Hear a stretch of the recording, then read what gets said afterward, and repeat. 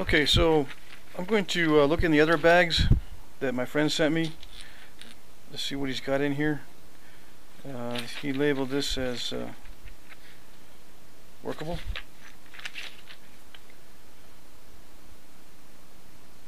That looks kind of like rhyolite.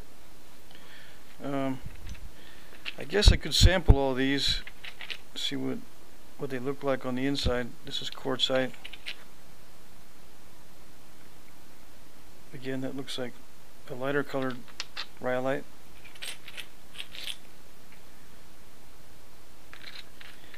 More coarse stone. Some more quartzite.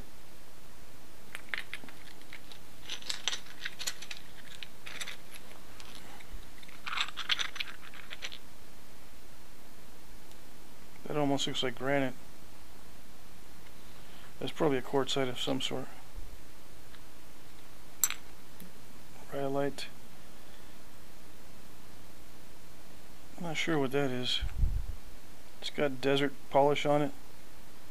It's been worked a little bit, it looks like, on the edges.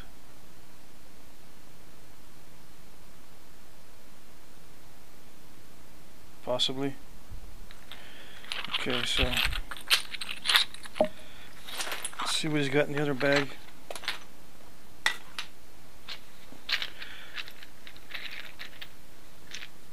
This one's labeled as practice. It's a quartzite.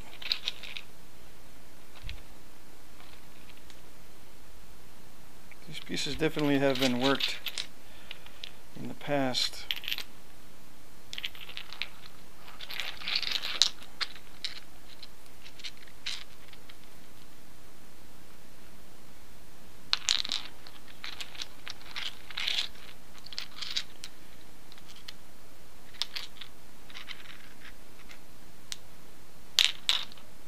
Lots of quartzite and rhyolite.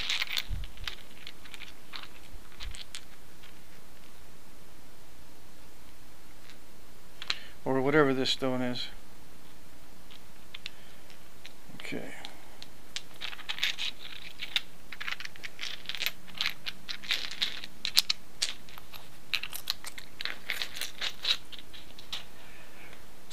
Let's see. Study flakes.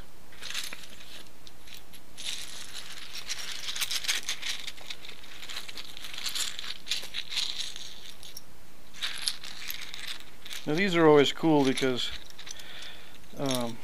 sometimes the Native Americans would bring in stone from other areas into their campsites, and it's cool to see what they were looking for. These are all so far coarse stone.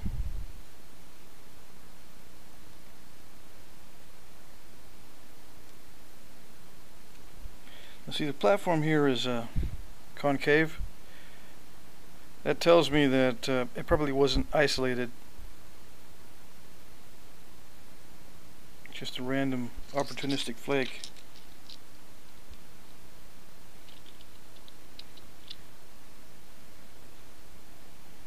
That one just looks like it had a good angle on it. Typical of what I showed earlier with a billet or a soft hammerstone. Again, this type of fracture I showed you on the previous video. Nice long flake though. Followed a ridge. It looks like it might have overshot the whole thing.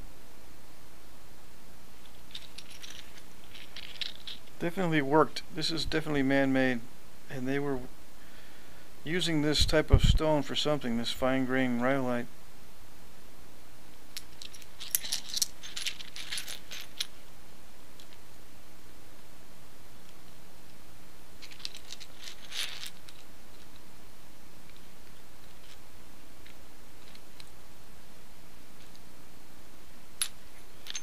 It's all very coarse stone. I don't see much chert in here. Although this might No, it's still very rough. This one looks like a piece of chert.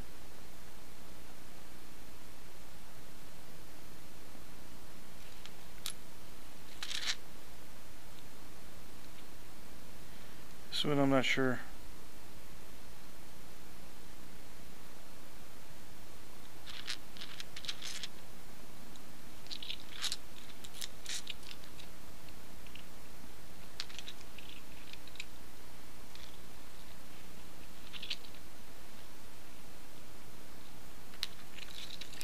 Definitely interesting.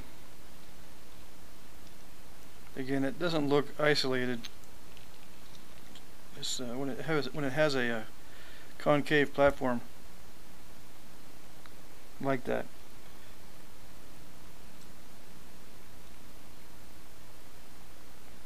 And I'm not sure exactly where they would hit to detach it. And if it doesn't have a noticeable impact area, it was probably struck with a soft percussor that'll grip, you know, an irregular surface like this and then peel the flake off. So my guess would be something like bone or antler. I'm not going to reduce these down. I'm just going to take a look at them. And I might come back to these later if I wanted to compare some more flakes.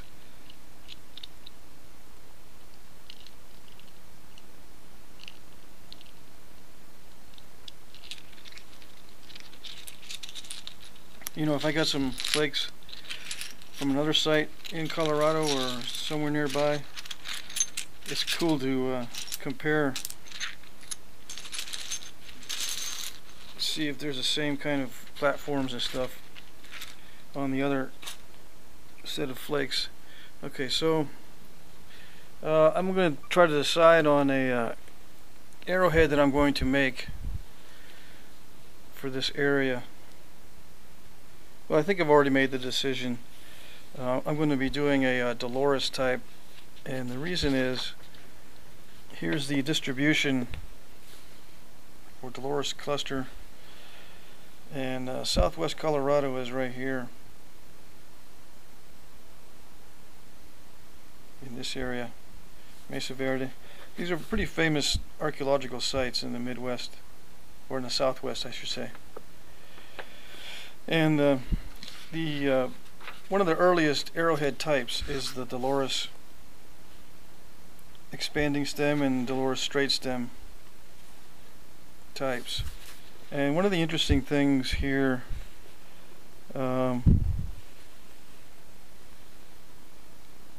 is that there's no glue used on this type, as far as they can tell, to haft it to the shaft.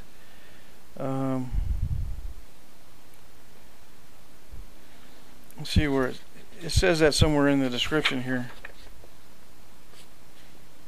Let's see.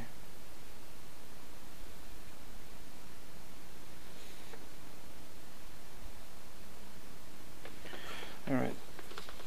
Here it says evidence for hafting comes from the Lamaque Shelter, Colorado, where an example of Dolores straight stem retains a horizontal band of sinew wrapping around the middle of the stem. No residues of mastic or glue are observed, and that's according to Hogan, 1986. This indicates hafting to a narrow arrow shaft or foreshaft secured by the stem alone to leave the broad triangular barbs free to inflict damage when in use. Okay, so that's what I'm going to do. I'll make one of these Dolores types and I'll haft it with just plain sinew and a tight socket on the end of the foreshaft. Okay, so in the description of the materials for the Dolores points here, it just says there's some chalcedony, silicified sediment, chert. Most of these over here are made with chert. So that's what I'm going to do. I'm going to choose a piece of chert to make one of these. Probably in this size range here. And just to give you an idea of the size.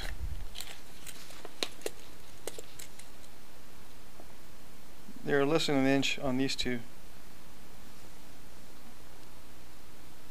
This one's a little bit taller than an inch.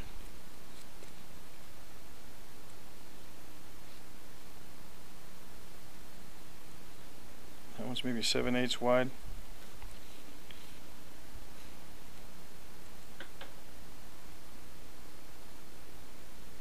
A little over ½ inch. And they vary in size quite a bit. But since I only have a small piece of chalcedony, I think I might make this one here out of one of those pieces of chalcedony I chipped off in an earlier video. But the barbs are pretty substantial on most of these, and it's a very narrow neck.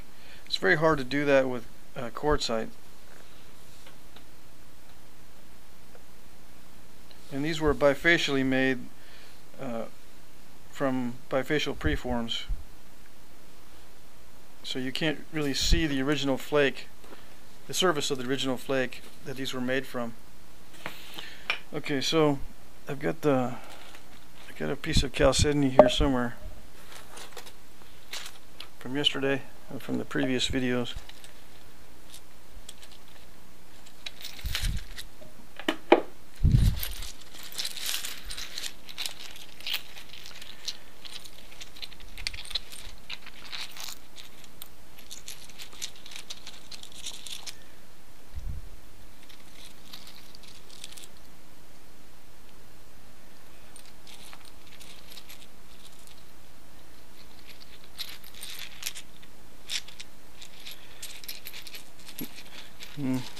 These are kind of small, and you'll probably see some of the original surface of the flake if I use one of these. So let me see. I might use one of those pieces of chert that he sent me. Let's see.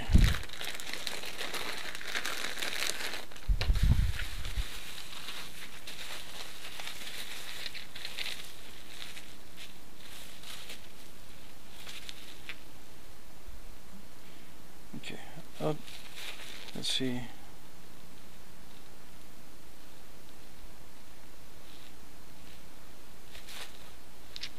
I don't want to choose this one because this one has some evidence of how it was removed, how the flake was removed. It looks like it might have been isolated. Yeah. So I'll save that one. These two look kind of rough. I'm going to break into these and see what it looks like on the inside.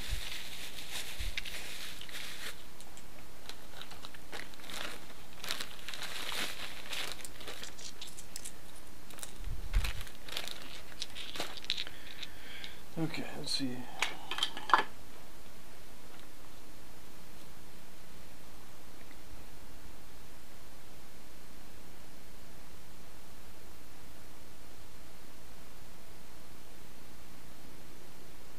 I can't tell how this was detached.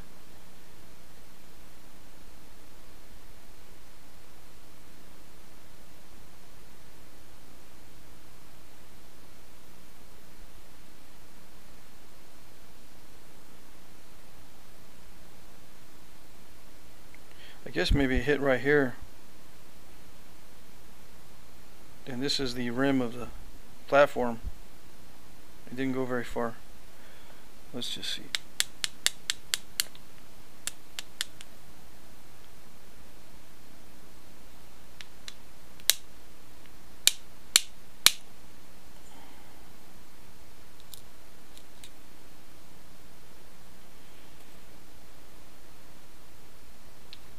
It's kind of chert-like. Yeah.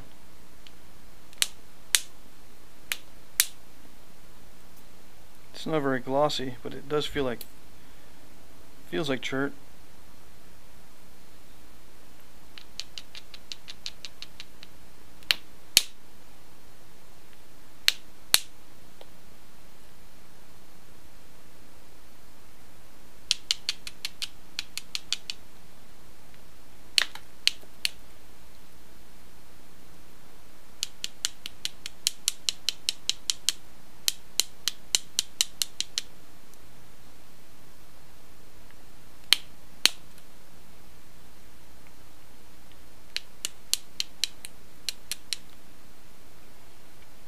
Yeah, I think I can make an arrowhead from this one. Let me reduce it down. I'm going to reduce this down off camera to a preform. Well, I'll just go ahead and do it on camera. I'm going to use a copper flaker just to get this into a preform, and then I'll go with the antler or something for pressure flaking.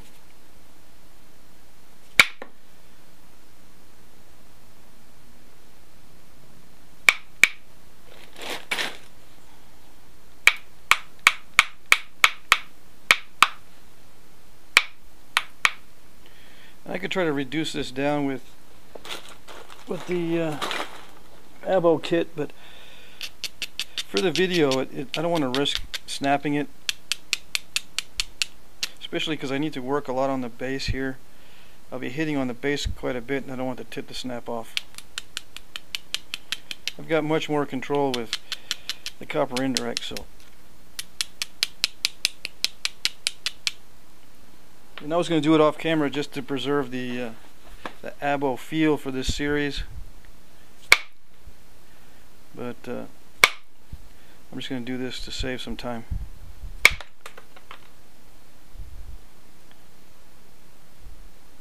don't know what happened there.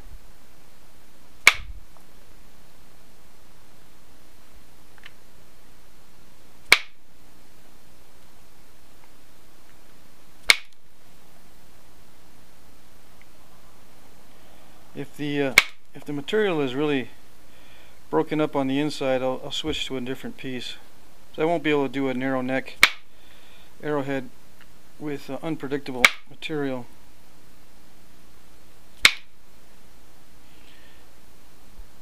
Now I'll show you what I mean. If you're not familiar with the what that means, the neck of the arrowhead is, it's the distance between the notches.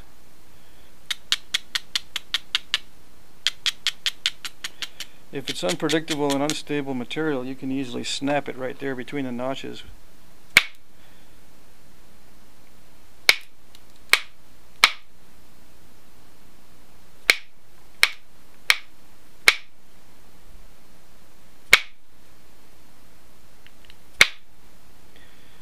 And since the area between the notches, or the distance on this particular type, is really narrow, it's got to be good quality stuff.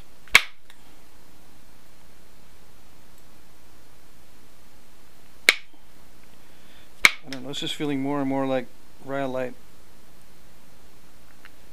as I get into it. It's not quite as bad as the other stuff, but we'll see.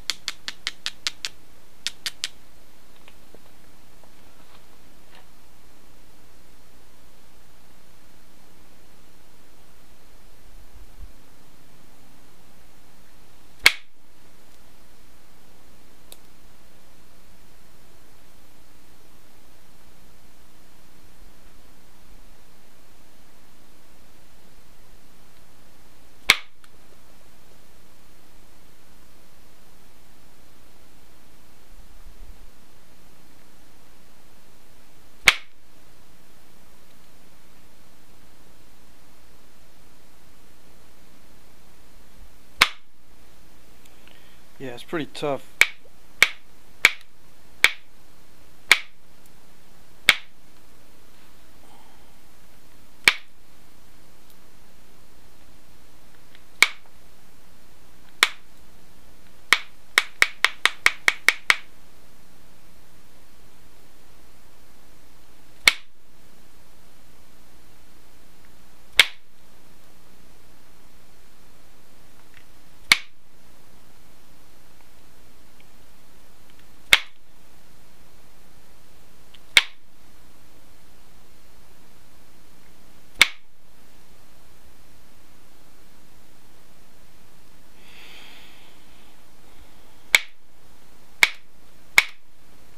this edge is very steppy. You can see all the step fractures and the unpredictability of the material. So I'm going to take a lot of this edge off. I'm just going to trim it off and see if I can drive some flakes. If I can't drive flakes in there with copper, I won't be able to drive it with antler. So we'll see. I might just switch back to the chalcedony.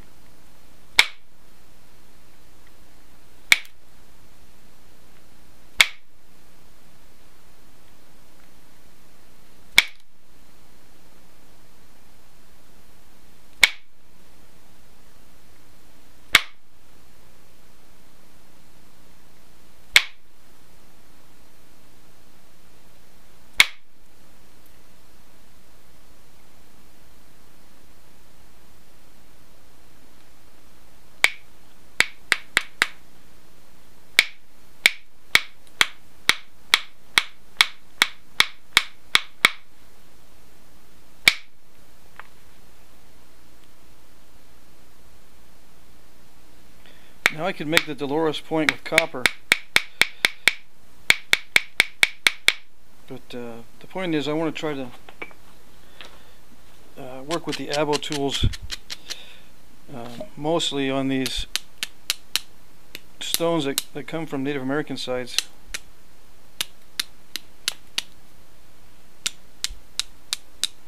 To kind of give myself an idea of maybe what they used to work the stones. Although I don't think this is chert. I think this is some other type of stone.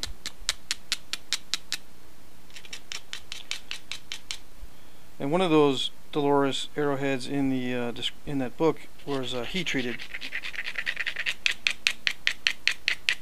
I don't know if you saw it when I was skimming through the descriptions. One of them was heat treated chert. So I don't think this is the type of stone that can be heat treated. It doesn't look that way to me. It might be, but it doesn't look that way. Alright, so if I can't get this cleaned up with copper right now, I'm going to switch over to the chalcedony.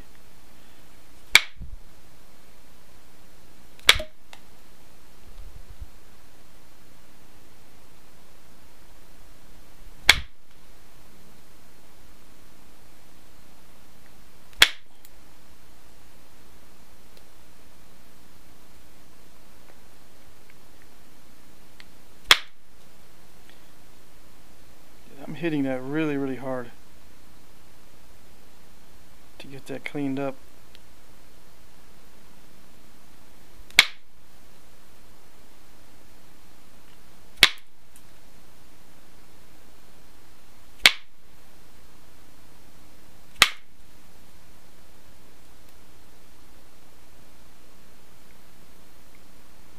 I mean, the flake's okay.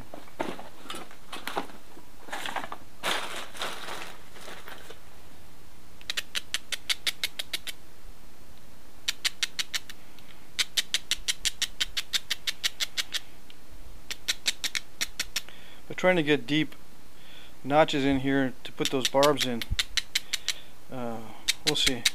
We'll see how well it works with antler after I get it thinned down a little bit.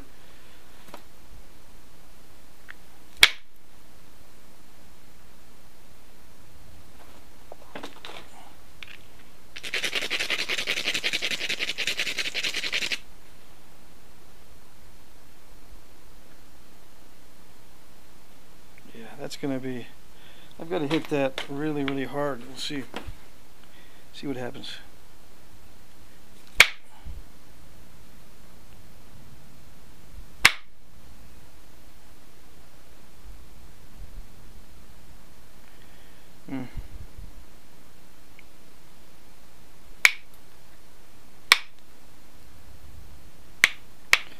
One more time. I'll trim this back again. One more pass.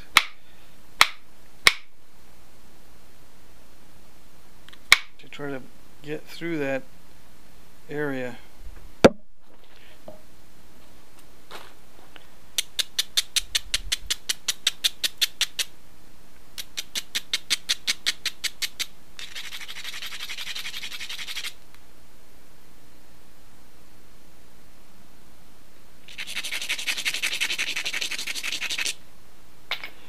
could also be that this is getting loose. That bit is getting loose, and I'm losing a lot of energy in these strikes.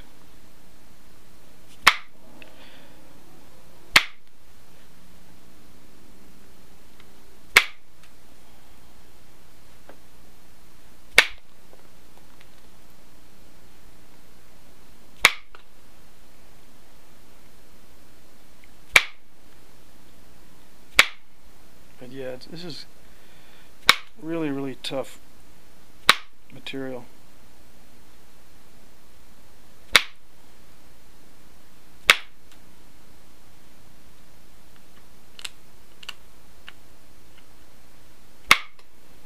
Tough and kind of crumbly. Not a good combination.